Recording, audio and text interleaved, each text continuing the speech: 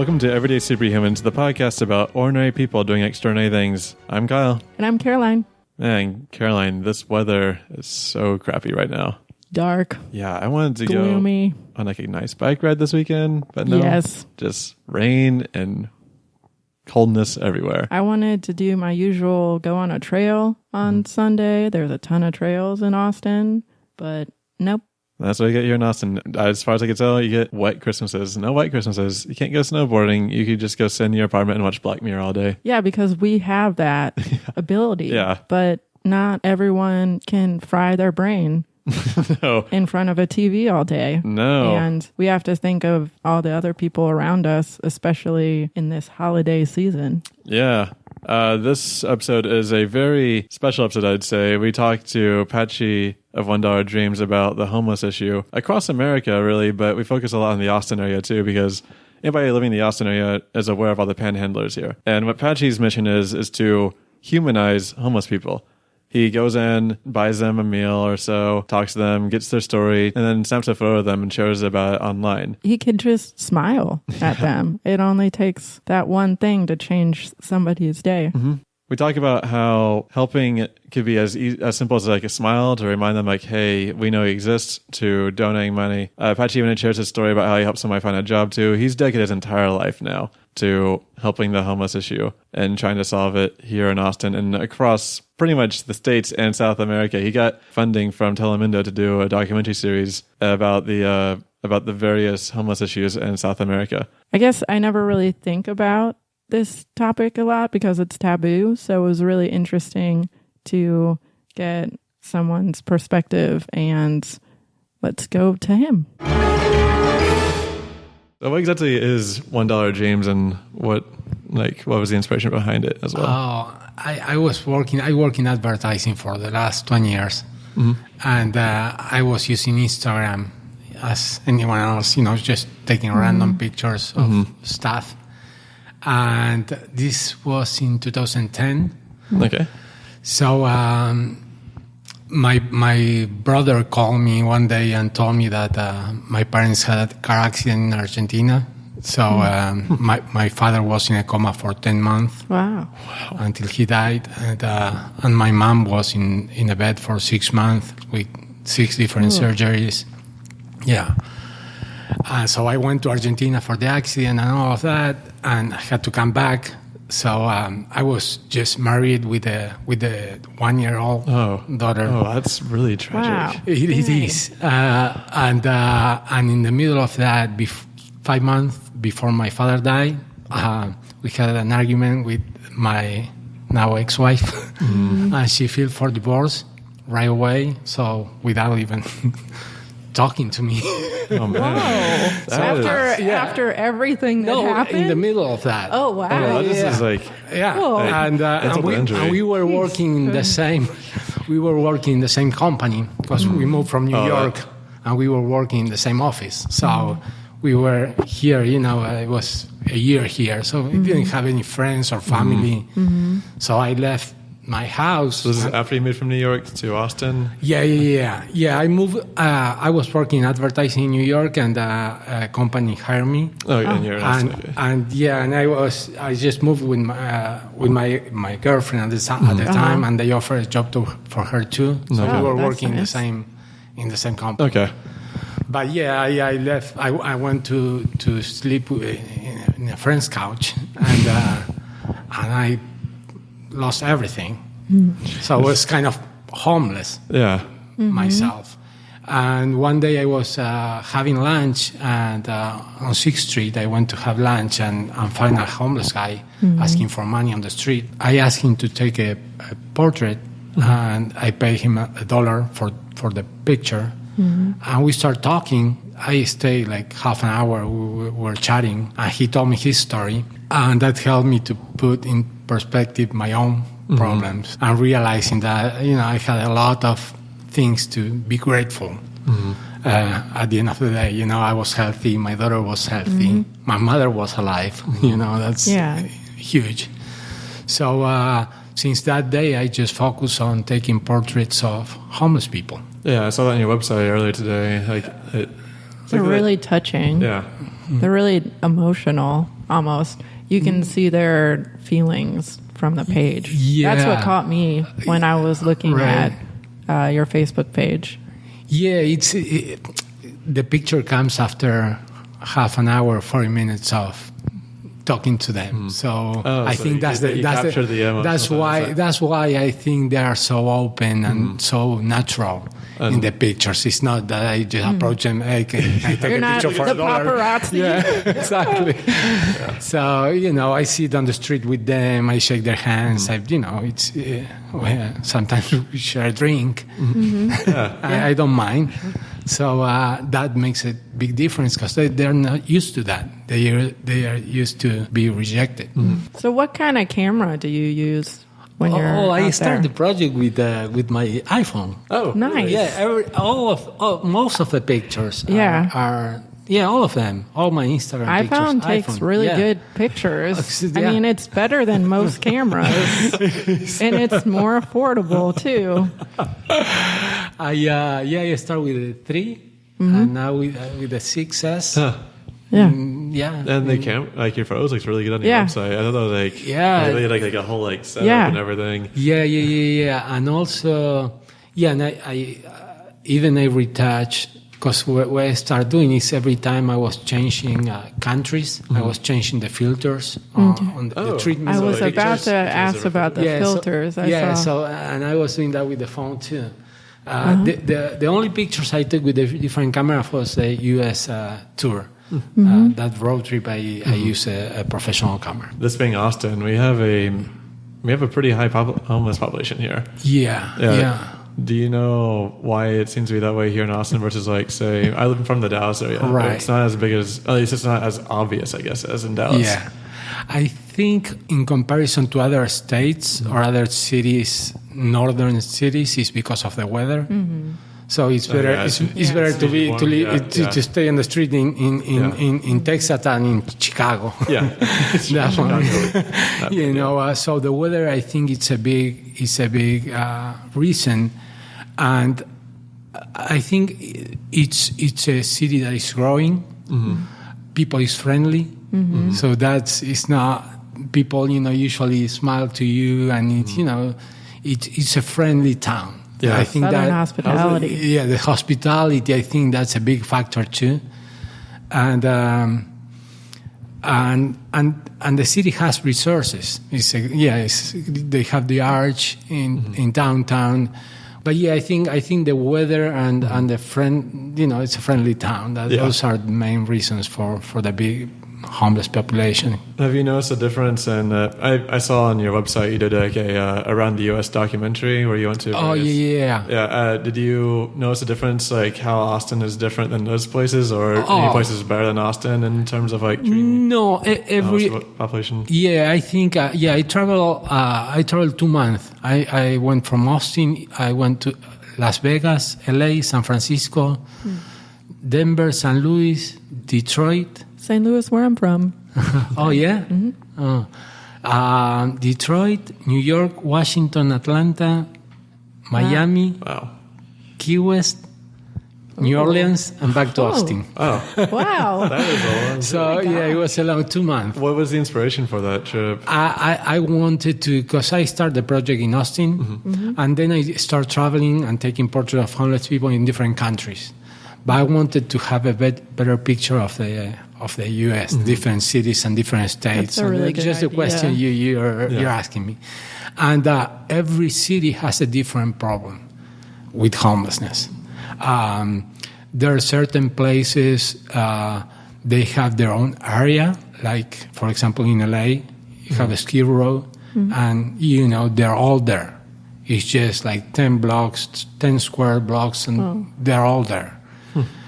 And you have places like San Francisco that they're more dispersed all over the city.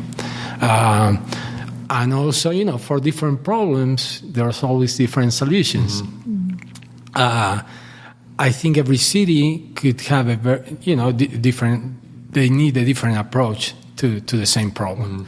But for example, in Detroit, you have all these amazing abandoned houses, and you have people living on the street. it doesn't make any sense. Yeah. You know, they're Because- destroying yeah. those houses are burned down. They're being destroyed. There's firefighters every night, and mostly those houses are owned by banks. I think. So they could they might send like a But- security guard so they could. Yeah, but they could come up with a program. They could give that house to 3 or 4 people to take care of the house, make a lease, a contract, or whatever, and you can house people and have a house in a good condition. Because people that live in the street, they know how to paint. They know they could work on the house. So You could do group homes. yes, Maybe. exactly. You can and when you have them all together, you can give social assistance. They can have a shower. So that's for example, for San Francisco. San Francisco, there were a lot of people that were living in cars. Because of the 70s, all the hippies and all that. There were a lot of people living in motorhomes and in cars. Is in San Francisco, you said like the whole hippie thing. Is that by choice then, and like for people that are living in their cars, or is that? Just Some of them, every person has a different story and a different reason to. I'm just curious because I had a friend who dropped out of college and actually deliberately went homeless for a year. He just hitchhiked around the U.S. for a year. He did it on There's people that it's a choice. Some people choose. Yeah. Other people. Some people just- they just want to live out of the system because Yeah. they don't agree, and I really respect because it's an ideology. It's they believe in. And I found a guy in Washington. He lives on the street. Super smart guy.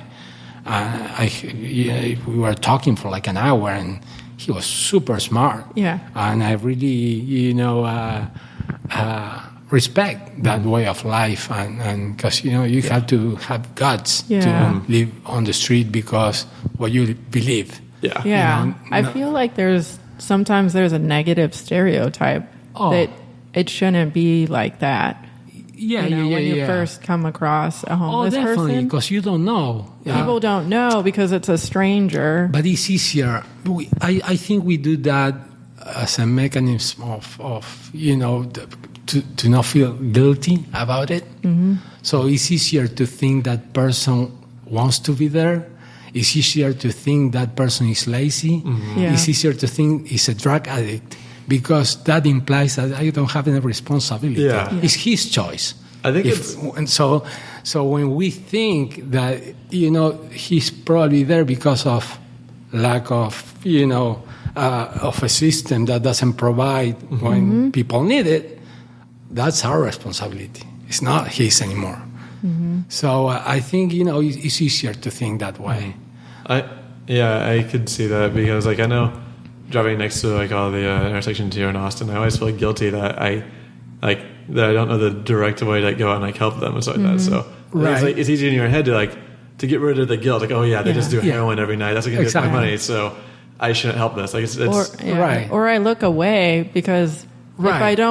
if I look right at the homeless person, I feel like I need to give the person money, but then what if I don't have cash? So then I feel guilty, and there's a whole range of emotions that I feel. While you're ignoring that person, while you wait but for I'm the green light. Yeah, but I'm actually really thinking about that person. No, and then I feel bad too. definitely a Yeah. complicated problem on both ends. I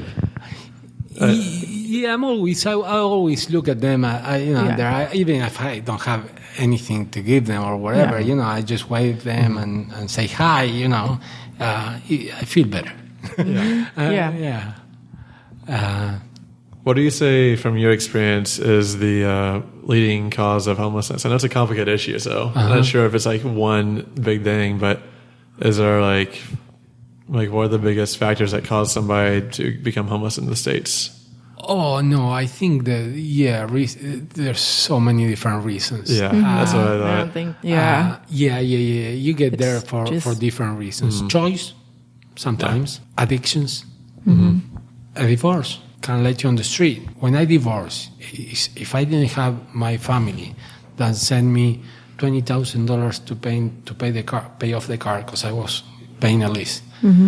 Another $10,000 to rent an apartment and buy furniture. If I didn't have my family support, I will then end up on the street. And there's a lot of people that don't have the resources and just nowhere else to go. Sometimes life kicks you in the butt.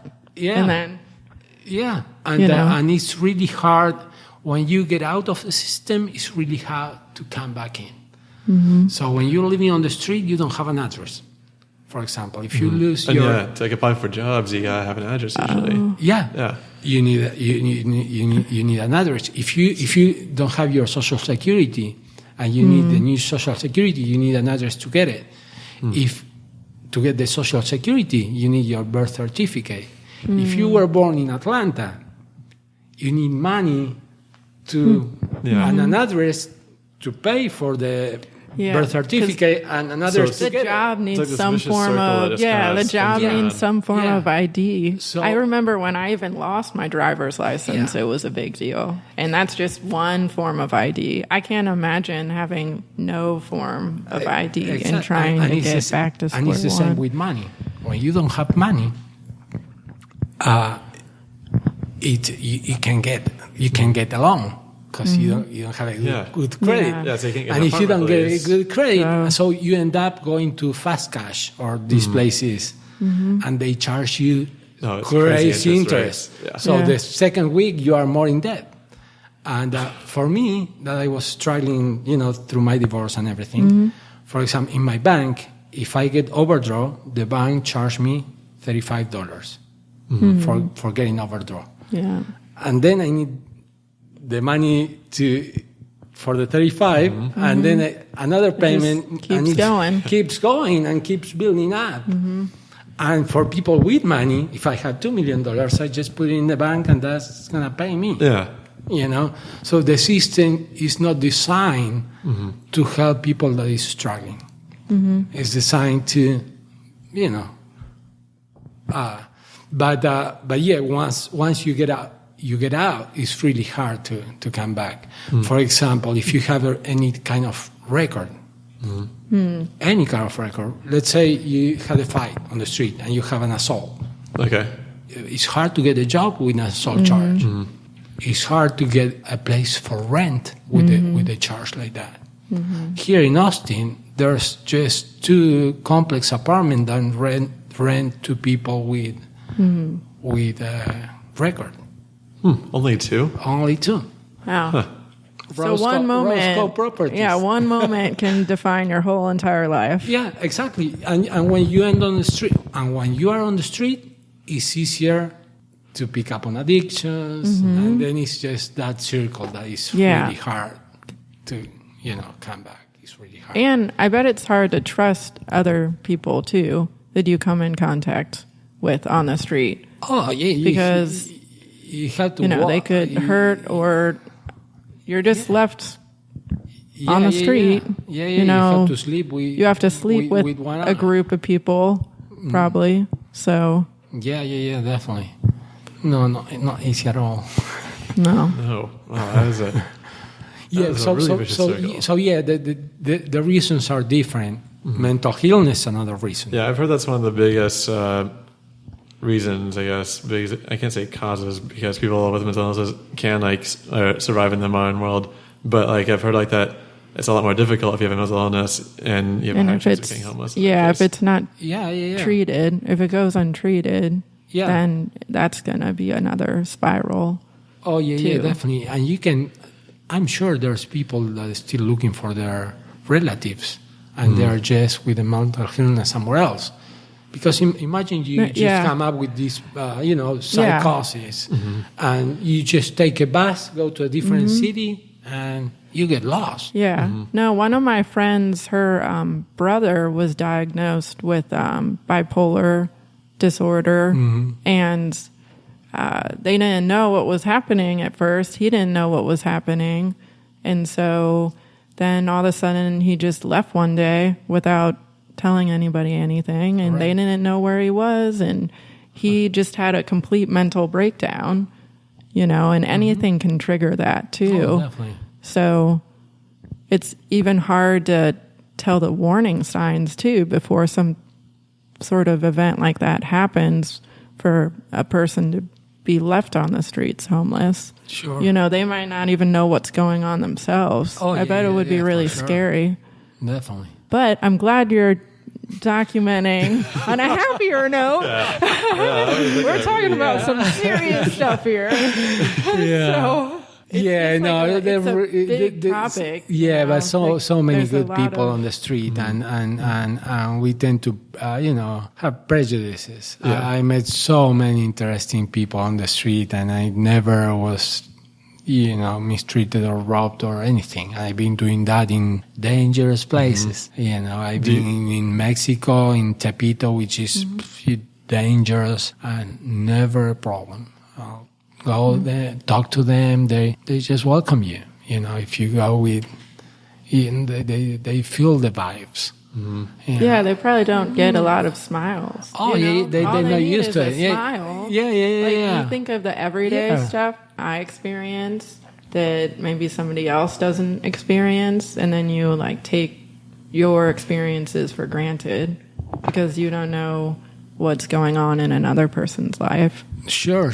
And I did an experiment. I usually did it twice, but first to get my first job in an advertising agency. This was back in '95, actually. So I had something with the homeless from a long time ago. What I did is I dressed up as a homeless guy, and I went to a corner, and when the car stopped at the light, instead of asking for money, I was approaching the cars and I was giving them money. Oh, wow. So, what was the outcome? What happened to that? People ignore me. People didn't even look at me. So you try to give them money, and and they I can't see you. Exactly. So and that proved the prejudices. Yeah. Because here you have a guy offering you $1 million, and you are just ignoring him because in your own mind you think he's asking for something and he's not. Wow. So and then for my TED talk, I gave a TED talk. Later. Yeah. Oh yeah. Because it's kind of the same thing, but I dressed up as a homeless guy and I was hanging in the entrance of the event for the whole day. Oh. So, walking with a limp, asking people for money, and people ignore me the whole day. And then I was the last speaker, so I went up. Oh, wow. And people was... I start talking about prejudices. Yeah. Any particular incident stand out to you that you want to share?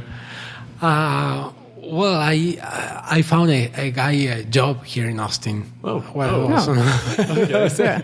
was a good story because he was a chef and he was living on the street for like a year and he couldn't find a job. Where did he used to work at? Do you know? He used to work in Atlanta. Oh, in Atlanta. He came to Austin? Atlanta. No. What was the casino city near Atlantic New York? City? Atlantic City. In Atlantic City. And he came here to Texas to meet his son. And he ended up on the street and he couldn't find a job. Oh. So what I did is I went with him to a restaurant supply. Mm-hmm. I bought him a set of knives and the whole nice. suit. And we went to, the idea was to go to different restaurants and offer them advertising through my social accounts if they gave him a job. Yeah. And he got the job in the first place we went. Wow.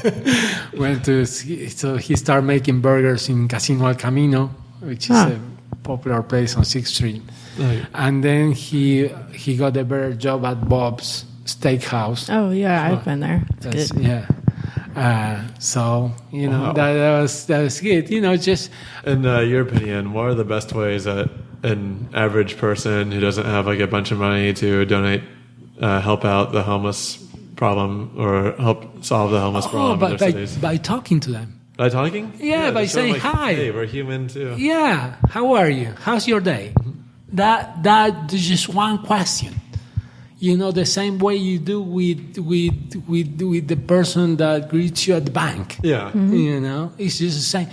That's the biggest thing you can do. And then the resources Really or the good help or point. a dollar or food. If you are eating on a restaurant, take your leftovers and give them away. That's small thing. You don't spend any money. It's your leftovers. You're eating in a different restaurant every day. Take your leftover, share. Yeah. It's about sharing a little more. It's so easy And just like to say. human connection is so important. Like I know back whenever I was living in Homa, the place where we started this podcast, actually, I didn't have that many friends there, but I had a lot of friends in Texas. And because of that, like I had like a lot of like quiet nights and stuff like that. And I got super depressed with like lack of human connection. And I was working with my coworkers 8 hours a day. Right. It's like human connection is so important Oh, it is. that we all take it for granted because most people that are well off have a supporting family or friend group, and we kind of forget that there's people that don't have a support group. And we can even go with, we can break open another layer and say that even people that aren't on the street or homeless can be as lonely as a person on the street. Like it doesn't matter your location. Yeah. You can, and just by saying hi or asking how the person is, it's just a general and same thing human for happiness. I found people living on the street that are happy. And I know a lot of people with a lot of money that they are unhappy and they're miserable. And they're just worried all the time about things that they don't need. Yeah. And I found people on the street with nothing that they're just complete. So yeah, it's not about money. No. Money could get you, I guess, like a car. It could get you an iPhone. But Yeah. happiness is it's like a more intangible can't give thing. you human Right. connection. No, and there's basic needs that you need to meet.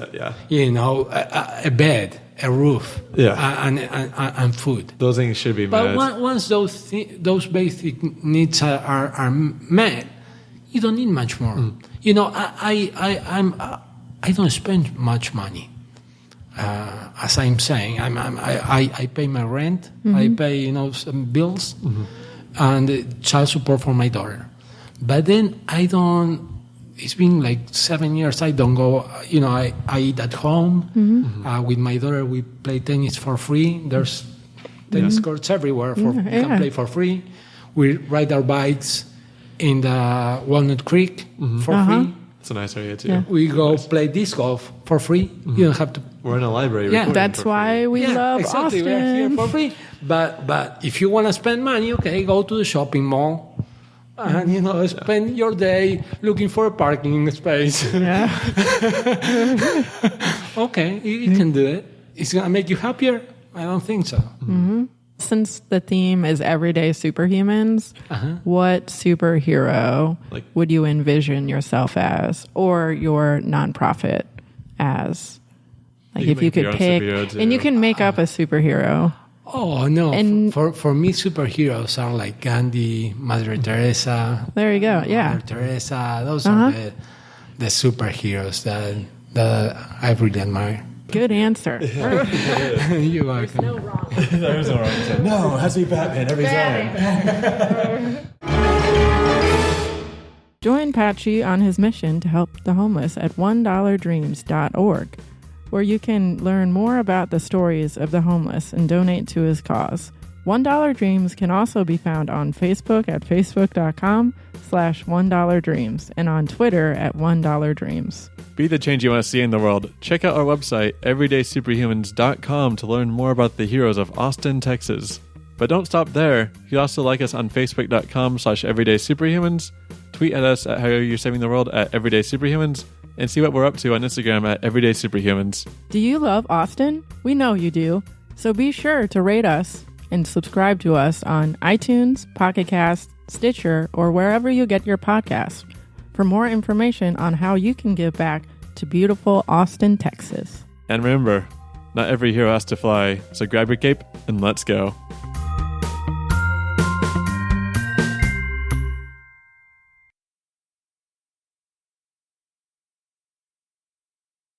Hey. This weather kind of sucks, doesn't it? Yeah, I've been inside or at service places because my car sucks. Oh, okay. I don't know where you're going with that. I really don't know where you're going with that.